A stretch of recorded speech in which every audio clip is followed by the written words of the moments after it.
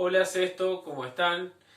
Lo que vamos a ver son las leyes de Newton, que son tres: el principio de inercia, el principio de masa y el principio de acción y reacción. Esas tres leyes de Newton, junto con la ley de gravitación universal, nos permiten explicar cómo se comporta el universo mecánicamente hablando. De ahí que sean muy importantes conocerlas.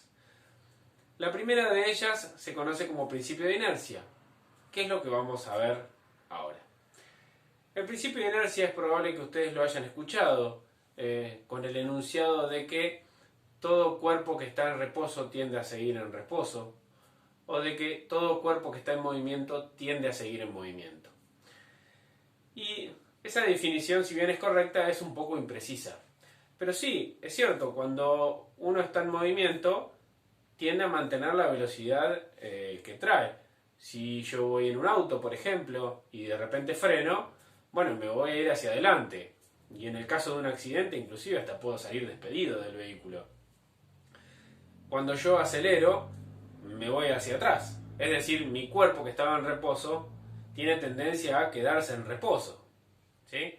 Por lo tanto, mi cuerpo siempre tiene esa tendencia a mantener su velocidad. Es decir, si tiene velocidad constante, tiende a seguir con esa velocidad, y si tiene velocidad cero, tiende a seguir con velocidad cero. Si yo voy en una bicicleta, por ejemplo, y de repente clavo los frenos, ¿sí? Freno de golpe, me puedo ir hacia adelante y me puedo lastimar, ¿sí? Porque mi cuerpo tiende a seguir con la velocidad que venía. Y aquí yo puse un par de definiciones que son un poquitín más precisas, digamos. Dice, si sobre un cuerpo no actúan fuerzas o actúan muchas que se anulan entre sí, el cuerpo permanece en reposo o en movimiento rectilíneo uniforme.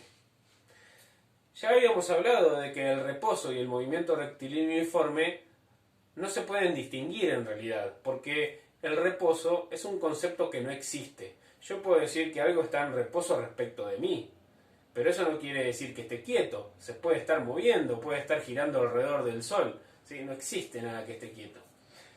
Y aquello que se está moviendo, ¿sí?, en el concepto de inercia, lo hace con velocidad constante, porque algo que se mueve con un movimiento acelerado, en realidad no tiene la menor tendencia a mantener su aceleración.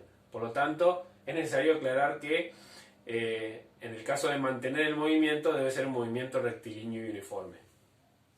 Y bueno, la definición que más me gusta a mí es que si la sumatoria de fuerzas que actúan sobre un cuerpo es cero, el cuerpo mantiene constante su vector velocidad. ¿Por qué digo su vector velocidad? Bueno, recordemos que la velocidad es un vector. Y si, así como en un vehículo, cuando yo freno me voy para adelante, cuando yo acelero me voy hacia atrás, es decir, mi cuerpo se resiste a que yo le cambie la velocidad. Mi cuerpo se resiste a que yo acelere. Pero si yo doblo una curva a muy alta velocidad, por ejemplo, yo puedo ver que mi velocímetro puede que no varíe. Yo puedo doblar a la misma velocidad que vengo, miro mi velocímetro y mi rapidez es constante en todo el tramo de la curva. Sin embargo, yo puedo sentir como mi cuerpo y hasta como el vehículo en el que voy tienden a irse hacia afuera de la curva, es decir, tienden a seguir derecho. Y eso es porque la velocidad es un vector. Y no solamente el principio de inercia se va a manifestar cuando yo lo quiero aumentar o disminuir mi rapidez, sino también cuando pretendo cambiarle la dirección. De ahí es que si yo doblo muy ligero una curva, puede que siga derecho o me vaya hacia afuera de la curva, porque va a tender a mantener constante su vector velocidad, ¿sí? Porque va a tender a mantenerse con movimiento rectilíneo y uniforme.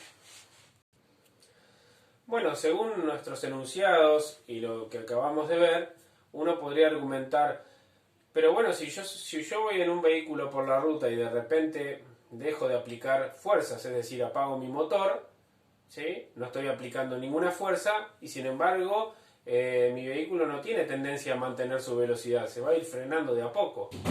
Bueno, eso es cierto, pero ahí tenemos que tener en cuenta que el rozamiento nos está afectando nuestro movimiento. Y si ese rozamiento no existiera, el auto seguiría con velocidad constante el resto de la eternidad. Como ocurre con cualquier cosa que se mueva en el vacío, como los planetas en el espacio, por ejemplo. ¿Sí? Por lo tanto, lo que quiero decir es que muchas veces lo que hace que veamos que esto no se cumpla en la vida cotidiana, en realidad es el rozamiento que hace que nuestros movimientos se nos terminen frenando. ¿Sí? De lo contrario, todo esto se cumpliría a la perfección y no sería necesario aplicarle ninguna fuerza a un cuerpo para que mantenga su velocidad constante. ¿Sí? Bueno, y una forma de recordar nuestro principio de inercia es contarles la historia de aquel hombre que había tomado de más y se sube en un colectivo, ¿no es cierto? Entonces, en el momento que va a pagar, cuando antes se pagaba y se cortaba boleto, el colectivero acelera. Por lo tanto, si el hombre que estaba borracho se va para atrás del colectivo. Llega al semáforo y el colectivero frena. Entonces, el borracho se va para adelante. Cuando corta el semáforo, el colectivero arranca. El borracho se va para atrás, ¿no? Porque tiende a mantener su reposo que ya tenía. Y cuando llega el semáforo, nuevamente el colectivero clava los frenos. ¿Qué hace el borracho? Se va de vuelta para adelante. Y así como 20 cuadras, hasta que el borracho llega al lugar a donde quiere bajar. Y se abre la puerta y el borracho baja. Y el colectivero le dice: señor, ¿a dónde va que no me ha pagado? Y el borracho le dice: ¿y qué te voy a pagar si hice el viaje caminando? Bueno, ese pequeño chiste nos ayuda a recordar nuestro principio de inercia. ¿Sí? Bueno, esta pequeña pavada que les conté, espero que les sirva para recordar que todo cuerpo tiende a mantener constante su vector velocidad, como le pasó al borracho de nuestro chiste. Bueno, nos vemos en el próximo video.